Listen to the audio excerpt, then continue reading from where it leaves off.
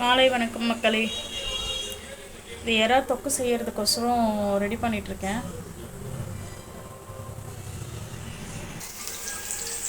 நல்லா எண்ணெய் ஊற்றி கடுகு போட்டு ஒரு 2 பச்சை மிளகா கீரி போட்டு வெங்காயம் ஒரு 3-4 பெரிய வெங்காயம் கட் பண்ணி போட்டிருக்கேன். தக்காளி வந்து பார்த்திங்கன்னா அரைச்சி வச்சுருக்கேன். ஸோ அரைச்சி ஊற்றும் போது உங்களுக்கு திக்னஸ் கொஞ்சம் நல்லாயிருக்கும், கிரேவியாக நல்லா வரும். அதனால் அரைச்சி வச்சுருக்கேன். எறா வந்து ஒரு 100 ரூபாய்க்கு தான் வாங்கியிருந்தேன். வாங்கிட்டு அதை நல்லா க்ளீன் பண்ணி வச்சுருக்கேன். ஸோ எறா போட்டு இன்றைக்கி தொக்கு.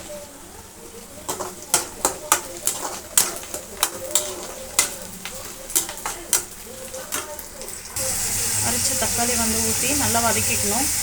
ஸோ இதுக்கு கூட வந்துட்டு கண்டிப்பாக எறா தொக்கு இல்லை எந்த நான்வெஜ் செஞ்சாலுமே இஞ்சி பூண்டு பேஸ்ட்டுன்றது ரொம்ப ஒரு அவசியமானது. ஸோ இஞ்சி பூண்டு பேஸ்ட்டு கொஞ்சம் யூஸ் பண்ணிக்கோங்க, கொஞ்சம் வதங்கினதுக்கப்புறம். நான் எப்போவுமே வெங்காயம் தக்காளி வதங்கினதுக்கு அப்புறம் தான் இஞ்சி பூண்டு பேஸ்ட்டு யூஸ் பண்ணுறது. ஒரே ஒரு விஷயந்தாங்க, கஷ்டம்ன்ட்டு எல்லாத்தையுமே நினச்சோம் அப்படின்னா எந்த ஒரு விஷயமும் கஷ்டமாக தான் இருக்கும். ஸோ இதை செய்கிறது வந்து ரொம்ப ஈஸி. தெரியலனாலும் அதை ட்ரை பண்ணி பாருங்கள், கண்டிப்பாக நல்லா வரும். ஒரு டைம் இல்லை, 2 டைம் இல்லை, நம்ம திரும்ப திரும்ப ஒரு விஷயத்த செய்யும் போது ஸோ எல்லா அந்த செய்கிற விஷயம் வந்து நல்லா சூப்பராகவே ஒர்க் அவுட் ஆகும். ஸோ ட்ரை பண்ணி பாருங்கள் கண்டிப்பாக, சரிங்களா?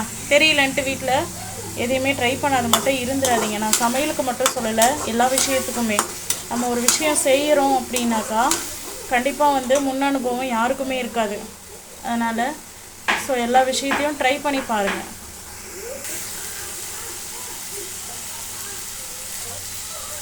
நல்லா வதங்கிடுச்சு.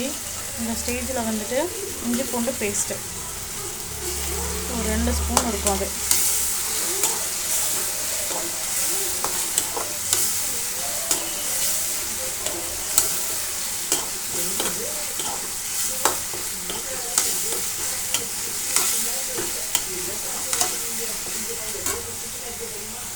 இஞ்சி பூண்டு பேஸ்ட் ஆட் பண்ணிவிட்டு ஸோ கொஞ்சம் நல்லா வதங்கிடுச்சு.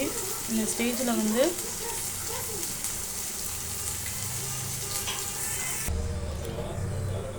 கொஞ்சம் மிளகாத்தூள், கொஞ்சம் மஞ்சத்தூள் போட்டு கொஞ்சம் அதில் வந்து பெப்பர் தூள் போட்டிருக்கேன்.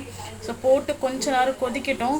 நான் எறா வந்து அதில் ஃபஸ்ட்டே போட மாட்டேன். என்ன ரீசன் அப்படின்னா, எறா வந்து போட்டுட்டு முதல்லையே ஆட் பண்ணிட்டோம் அப்படின்னாக்கா அது வந்து ஒரு மாதிரி ரப்பர் மாதிரி ஆகிடும். அந்த சாஃப்ட்னஸே போயிடும், அந்த எறாவுக்குரிய சாஃப்ட்னஸே போயிடும்.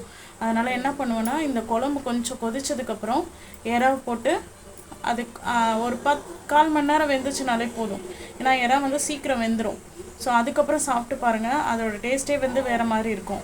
ஸோ முதல்லையே வந்து எறா போட மாட்டேன் நான், கொதிச்சதுக்கப்புறம் தான் எறா போடுவேன் நான். ஓகேங்களா? வீட்டில் ட்ரை பண்ணி பாருங்கள் மக்களே, கண்டிப்பாக நல்லாயிருக்கும் எறா தொக்கு. இன்றைக்கி வந்து எறா தொக்கு, பசங்க வந்து பூரி கேட்டதுனால பூரி போட போகிறேன். ஸோ பூரிக்கு சைடிஷ் வந்து எறா தொக்கு செஞ்சுருக்கேன். ஓகேங்களா? பாய் மக்களே.